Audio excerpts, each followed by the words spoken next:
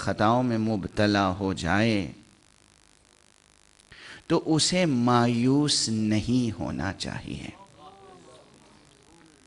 عام طور پر دیکھا جاتا ہے کہ جن سے گناہ زیادہ سرزد ہو جاتے ہیں وہ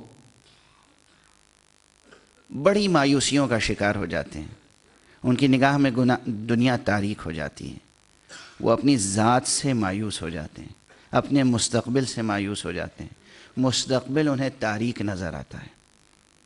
کل میں گزارش کر چکا ہوں کہ ڈپریشن کیا ہے۔ جنہیں ڈپریشن ہوتا ہے گناہوں کے نتیجے میں، ڈپریشن کچھ نہیں ہے، مستقبل کی تاریکی ہے۔ انسان کو اپنا مستقبل تاریک نظر آتا ہے تو وہ ڈپریشن کا شکار ہو جاتا ہے، اور کچھ بھی نہیں۔ اس مقام پر ایک جملہ یاد رکھیے گا، جب تک سانس کی آمد و شد باقی ہے، جب تک اس سانس کی آمد و شد باقی ہے، اس وقت تک لطف الہی سے مایوس نہیں ہونا چاہیے۔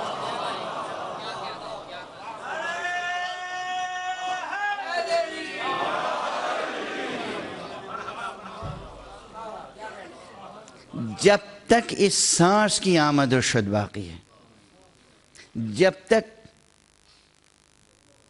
آپ کی زندگی باقی ہے، مایوس ہونے کی ضرورت نہیں۔ یہ چیز تو جدید طبی اخلاقیات میں بھی ہے، میڈیکل ایتھکس میں۔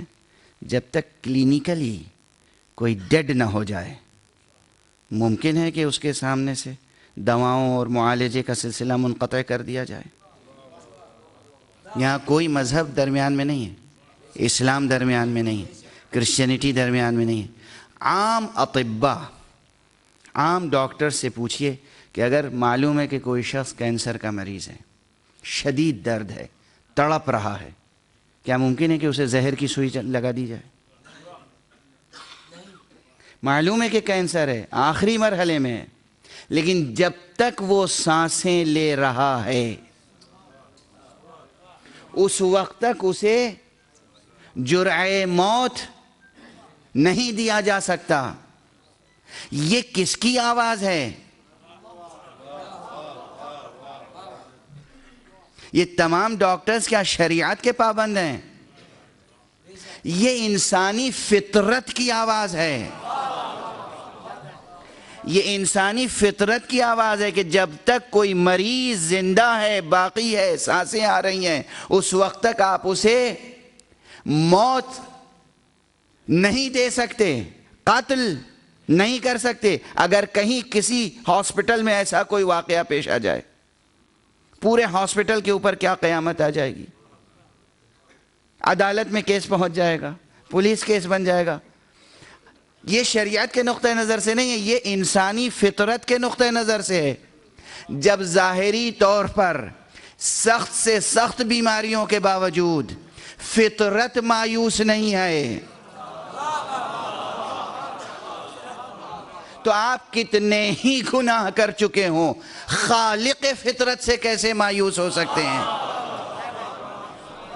پروردگار سے کیسے مایوس ہو سکتے ہیں؟ اس لیے وہ فرما رہا ہے کہ قُلْ يَا عِبَادِيَ الَّذِينَ أَسْرَفُوا، کہہ دیجئے میرے حبیب، اے میرے بندو جنہوں نے اپنے نفس پر اسراف کیا ہے، ظلم کیا ہے، لا تقنطوا من رحمت اللہ، اللہ کی رحمت سے مایوس نہ ہو۔ لا تقنطوا من رحمت اللہ ان اللہ یغفر الذنوب جمیعا، اللہ تمام گناہ، تمام ذنوب چھپا سکتا ہے، چھپا لیتا ہے، معاف فرما دیتا ہے، وہ ستار ہے۔ انہو هو الغفور الرحیم۔